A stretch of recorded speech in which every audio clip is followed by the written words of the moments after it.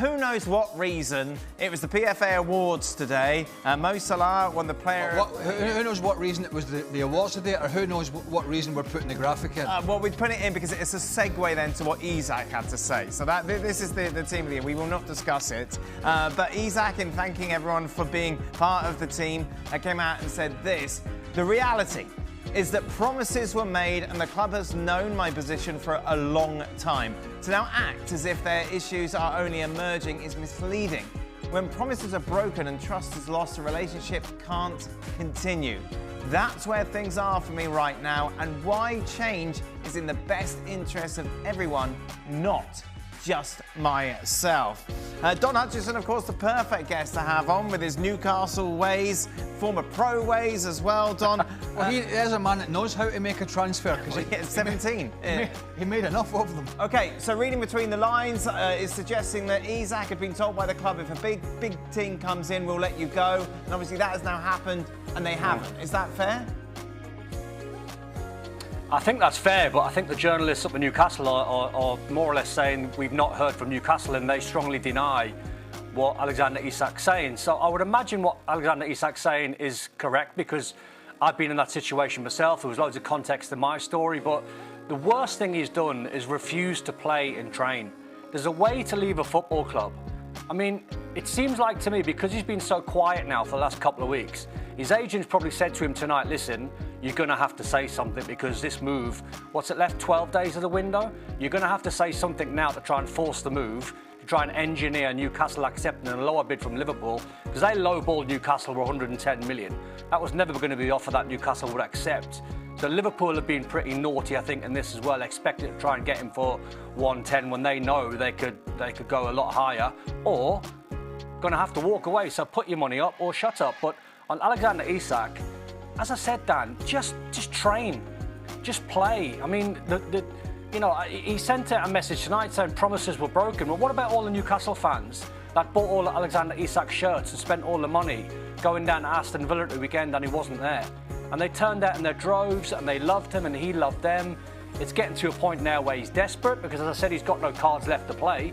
So his agent probably said to him, you're going to have to say something, otherwise this deal might collapse. Those shirts are all burnt now, aren't they? I mean, I can't go on with this show, Don, until I find out what you combed your hair with today. You're looking a bit windswept. I just had a quick shower. Yours isn't the best today, either, to be fair. Nothing too drastic. Mine's not the best. No, it's quite... Mine's becoming a bit of a problem. Only now? I must admit. See, Dan, very quickly. I had this scenario. I've just answered a few tweets, so I'll tell you very quickly, because it's a long-winded story. But a Sunderland fan got in touch tonight and said, you've done exactly the same when you left Sunderland to go to West Ham. And in a way, he's sort of right, but there was context to the story. So my context to my story was, before I signed for Sunderland, which I was always going to do, I went to see Gordon Strachan at Coventry, and he was going to make me highest paid player, captain's armband. Alan Kirbishley said the same thing down at Charlton. Went to spoke to Brian Robson and Keith Lamb at Middlesbrough, but I always wanted to sign for Sunderland. Now, a lad from Newcastle who didn't earn a lot of money in his career, I lost £2 million to sign for Sunderland Football Club, because I wanted to play for Sunderland and I wanted to go back home and I wanted to see my mum and dad. My mum wasn't particularly too well and I wanted to live in Durham, so I was quite happy giving up the money. But I done what Alexander Isak's probably done as well, is I shook the hands of Bob Murray, who was the chairman and the chief executive, and I said, in the first year, if I do well, can we look at my contract? I had the best season of my life. So I went back in, they flat refused, said no, we're not going to do it, Then Rangers and West Ham came in and I moved. So it's a little bit similar, but I played the first game of the Premier League down at Fulham. I never refused to train, I never refused to play. I didn't keep quiet, I just let my agent and everyone get on with it, and I wanted to stay, but things had moved south where I had to sort of move in the end, but there's context to it. What I don't get is, why is he not training? Why is he not helping his teammates? It's a poor look, it's a sour look, it's a desperate move from him. He said, before we came on air, Dan said you'd make that about yourself. No, it's just because I think the Sunderland fans asked the question, and I had to answer it because it was too long-winded to try and give them an explanation. So things like that do happen. I see Stan Collymore tonight. He's getting a bit of abuse as well because when he moved from Forest to Liverpool, they're saying he engineered a move. You've probably been in the same boat as well, Craig. It happens, but I dare say you've never refused to train or play. Well, everybody gets abused by you. There's no point in getting involved with these people. The story here is Alexander Isak. Look, maybe the answer, because clubs make promises, and as it said in the graph, promises can be broken and people change their minds. It's a business. Maybe his advisors could have did a better job with a release clause, which is sort of black and white. Because sometimes clubs change their position. Maybe Newcastle did make a listen, I don't know. I'll take him at his word. That's fine. But maybe they can't. Maybe the promise was, if we'll let you go if a club comes in, but we need to have a plan B, and maybe they don't have the plan B that they wanted. Sesko has gone to Man United. Yeah. So that changes the narrative of, and sometimes clubs will come along and say to you, look, I know we said, but we need another 6 months or a year because our alternative is not available. And a lot of players, will agree to that. But clearly, and Don mentioned it, that what this player has done has just taken himself out of the equation, and he's made himself look very, very unprofessional. And I don't think that is helping the scenario. Certainly not amongst the fans. If he's got to go back and play and this deal does not come off, he's going to get an absolute shellacking, home and away. Till he scores a hat-trick. Well, yeah, I don't know if you'll ever. I don't know from this scenario if you ever. So, yeah, that's obviously my next question: is has this statement now burnt all the bridges? Do you think so? He'll never play for Newcastle again? I don't think there was much left of the bridge. Yeah. No, I mean, if he doesn't make this move to Liverpool and the transfer window closes, they will have to play him. But it's him. Does he have to play? He has to play. Will he choose to? Contractually, he can't do that. Has to. He has to. I mean, we're now getting into a very legal minefield because. Yeah, but we've seen players in the past not play, haven't we? And force. You can't. You can choose not to play, but you're breaking your contract. Then the club, technically, I believe, don't have to pay you. They're not going to let him go. They're not going to sack him for an egregious offence like that because the value of the player. So he's an asset for them.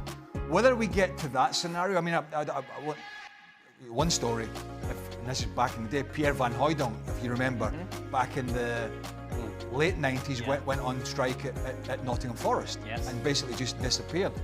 But it was only for a shortish piece, amount of time. I can't remember off the top of my head. But I think he came back and played or whatever it was. So it has happened. It just doesn't happen very often, and I don't think it will from this player. I just feel now we're at that stage where. Van Dijk? Did he do it? Southampton? Forced that move, didn't he? And it worked out for him. And I don't like when this happens, but I think we're at the stage now where the relationship between player, club, manager, supporters has become so poisonous that the best thing to do here for Newcastle is get as much money as they can and move the player on. Now that's the player getting what he wants, and I understand that. But this is a very difficult situation that you do see. I mean, Gyökeres, got his move to Arsenal. In some sense, he forced it, didn't he, from Sporting Lisbon? But you saw some of the quotes from the Sporting Lisbon owner. It was almost like he was going to dig his heels in because of it. In the end, he didn't, and they got what they wanted. So I don't know. It's a very, very ugly situation. What do you think, Dom? Will we see Isak ever play for Newcastle again? I still think there's hope. I think Craig's right. They have to sell him. They've got to try and get as much money as they can. But what if Liverpool turn around and say 120 is our final offer? What do Newcastle do then? Because they value him at 140, 150. So essentially they're going to have to come up and do something and probably take a hit on the 140. They probably won't sort of reach that number. But I think what Alexander Isak's claiming from a few journalists that I've spoke to is the former owner and then Amanda Staveley, when they were at the football club, they promised Alexander Isak a new contract when they were there, which was, I think, just under a year ago. So he's been adamant he was getting a new contract. Then the owner moves on, Amanda Staveley moves on, There's no sporting director. So he then can't sort of say to anyone, listen guys, you promised me this new contract, but the owner and Amanda Staley's not there anymore. This is what I'm hearing from the journalists. This is where his angst comes from. But there has to be a solution. And I think Liverpool need to do more to try and find a number that Newcastle will accept. Because at the end of the day, Newcastle, I feel sorry for Eddie Howe in this. I said this a couple of days back. He's the one that's trying to prepare his team for a tough away trip against Villa. Now they got a point. But this can't carry on, otherwise you're just going to have to keep fining him for breach of contract every couple of weeks. And it could be a Van Hooijdonk situation where he might be away for 2 or 3 months. Now that surely can't happen. So 12 days left of the window. All my senses say he will move to Liverpool, but if Newcastle don't get the 2 centre-forwards that they want and Liverpool don't pay the money, then he will stay. I mean, Eddie Howe's got screwed, you're right, but that's where sometimes I think you're better just to do this business earlier in the season, even if the money isn't quite at the limit that you want. Yeah. Because now you might get the extra 10 million or 20 million that you want for the player, but as a football club, as a manager and as a squad, what kind of position does that leave you in with the season already started? I suppose they were thinking, right, if we can bring in Ekitike, if we bring in Sesko, at least then we've got a platform to build on. That hasn't happened. They delayed the Isak deal, and now we're at this stage. And it's, you know, I feel that we've talked about him a lot, Alexander Isak. And look, he may or may not get his move to Liverpool, but I can tell you now, we all do things during a career. You think, man, maybe I shouldn't have done that. And this is going to be certainly one of those moments for him, because he's had, and when you leave a club, sometimes you leave in good terms and bad terms, but usually it's, you know, you've played well or you've played badly, and the fans sort of accept it.